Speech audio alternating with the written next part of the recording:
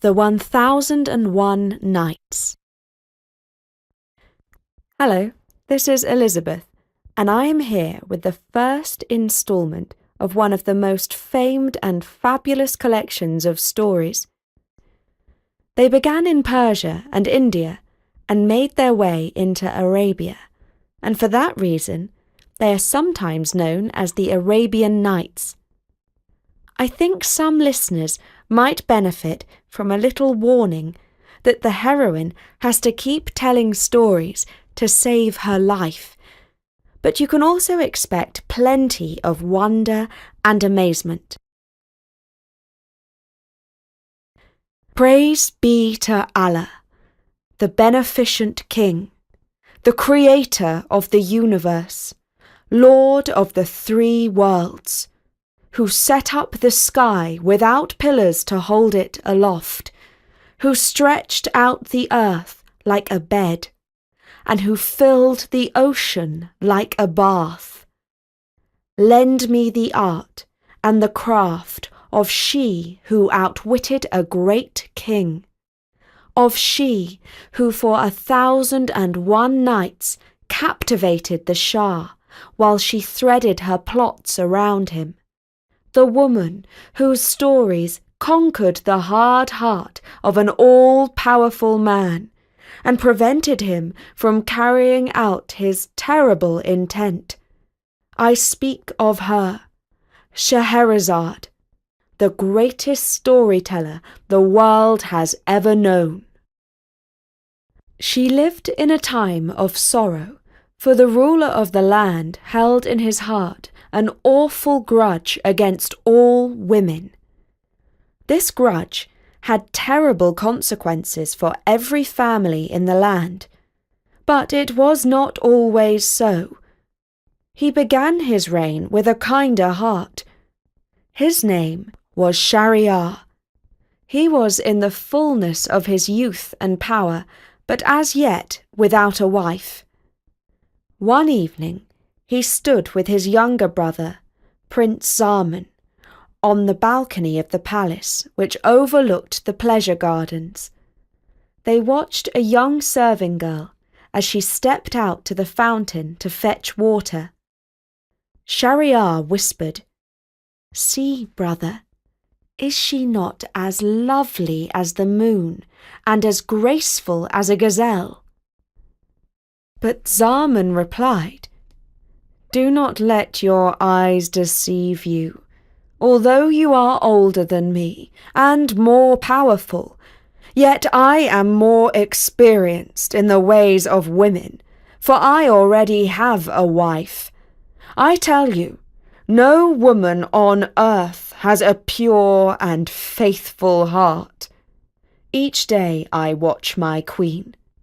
I see her give a visiting prince such a look that makes my blood turn angry. But it does not stop there. She gives the chief chamberlain a cheeky smile that is quite inappropriate. Why, the day before I left my palace to pay honour to you, I saw her whispering to the cook. She brings nothing but shame upon me." Shahryar laughed. "My brother, you have been looking pale and ill of late. Now I know the cause.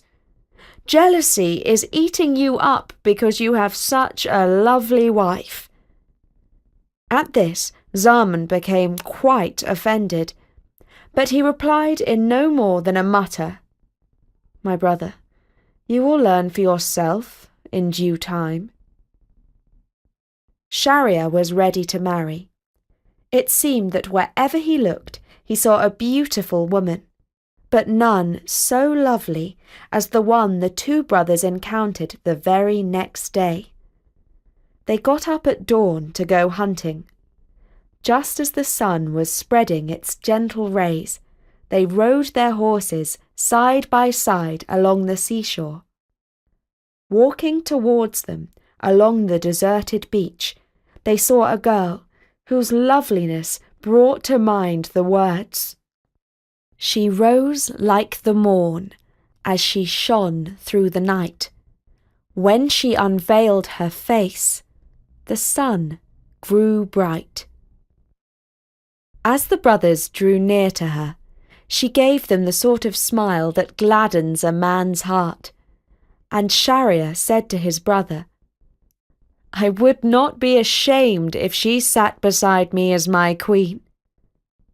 But no sooner had he spoken than a huge wave came curling into the shore, and standing on top of the wave was a great genie. His skin was orange, and his eyes blazing red. As the wave broke into white foam, the genie leapt onto the beach and seized the girl up in his hands. He turned his awful eyes on the brothers, and they were so full of fire that they feared his gaze might burn them up. Then he spoke. His voice was terrible, but his words showed that he intended them no harm. "Hear me now, and learn from my troubles. When I took this girl for my bride, I set her inside a trunk, and I placed the trunk inside another trunk, and that trunk inside yet another trunk. 7 boxes in all, each with its own lock. And then I placed the 7-fold container at the bottom of the sea, so as to keep her faithful to me. But she still managed to escape. If I, a genie, with all the power of magic at my disposal, cannot hold power over my bride, what hope have you mere men of doing so?"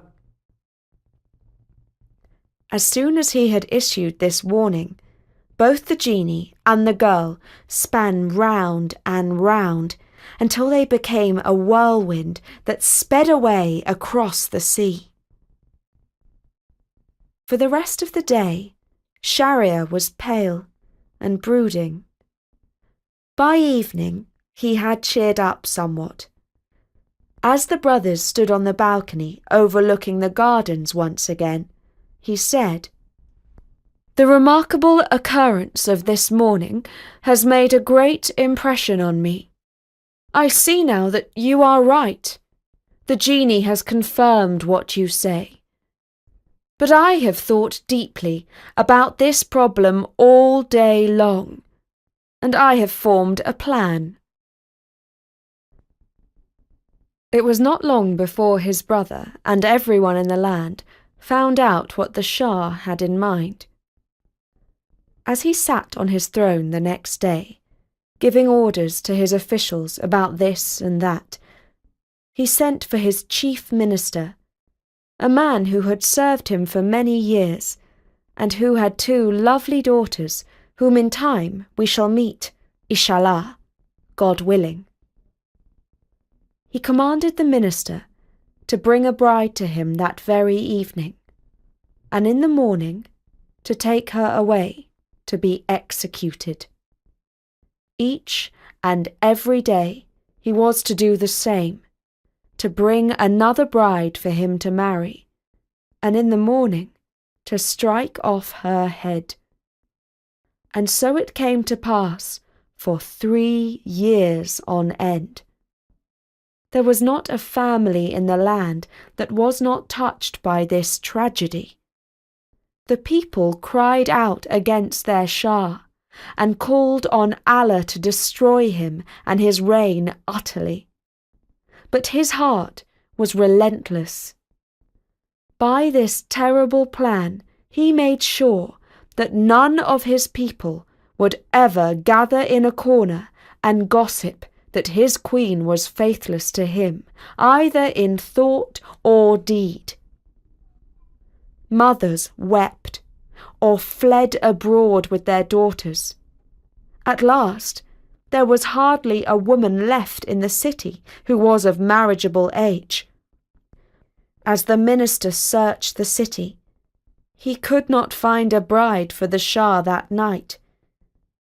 He returned home in sorrow and anxiety, for he was afraid for his own life when he failed that evening to present a new bride to the Shah. Now he had 2 daughters, Shahrazad and Dunyazad. The eldest had read all the books, legends, and stories in the library of the palace. She knew a great many poems off by heart, and had studied philosophy and the arts. She was pleasant, polite, wise, and witty. She saw that her father was looking sad, and she quoted some lines of a poem to him. Tell whoso hath sorrow, grief shall never last. Even as joy hath no morrow, so woe shall go past. When the minister heard these words from his daughter, he told her the cause of his sorrow from first to last. When she had heard it all, Shahrazad exclaimed, How long shall we endure this slaughter of women? I will tell you what is on my mind. Take me to the Shah this night. Let me be his bride. Either I shall live by my wits and save the daughters of this land, or I shall join those who have perished already. The minister heard these words, and although he greatly respected his daughter's wisdom, he thought these words were the greatest foolishness he had ever heard. He went to the Shah and confessed that he was unable to bring him any more brides, for there were none left in the land. Shah Shahryar sat thoughtfully on his throne and said, None, but your own 2 daughters. Do not hide them from me, or it will cost you your head. And so it was, after long deliberation and much persuasion from Shahrazad, that he brought his own daughter to the Shah as his bride. That night, when Shahrazad lifted the veil from her lovely face, the Shah was pleased with what he saw, but there were tears in her eyes. What troubles you? Asked the Shah, thinking that he knew the answer. But she replied not that she was afraid of what would happen to her in the morning, but that she was missing her sister. She begged that she could bring her to sleep with them that night, so that she would not be lonely. The Shah willingly agreed, and all went according to the plan that the ingenious Shahrazad had formed. Her sister, Dunyazad, slept on a couch at the foot of the royal bed, and towards morning, as she had been told to do by her sister, she awoke and said, Oh, Shahrazad, I cannot sleep. Will you not tell me one of your wonderful stories?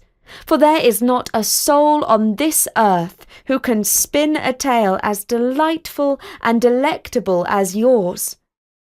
And Shahrazad stirred and said, I too cannot sleep, and I will tell you a tale with joy, if this great king will permit me. The Shah, who was also sleepless and restless, was pleased with the prospect of hearing a tale, and so Shahrazad began to relate the first story of the 1,001 Nights. If you would like to hear it, and find out if she lives to tell another tale, you will have to be patient and look out for the next story from the 1,001 Nights on storynori.com. We don't yet have 1,001 stories on Story Nori, but we do count them in the hundreds. They are all free for you to listen to and enjoy, And if you are able, please consider sending us a small donation. You can find the button in our sidebar. For now, from me, Elizabeth, goodbye. From me, Elizabeth, goodbye.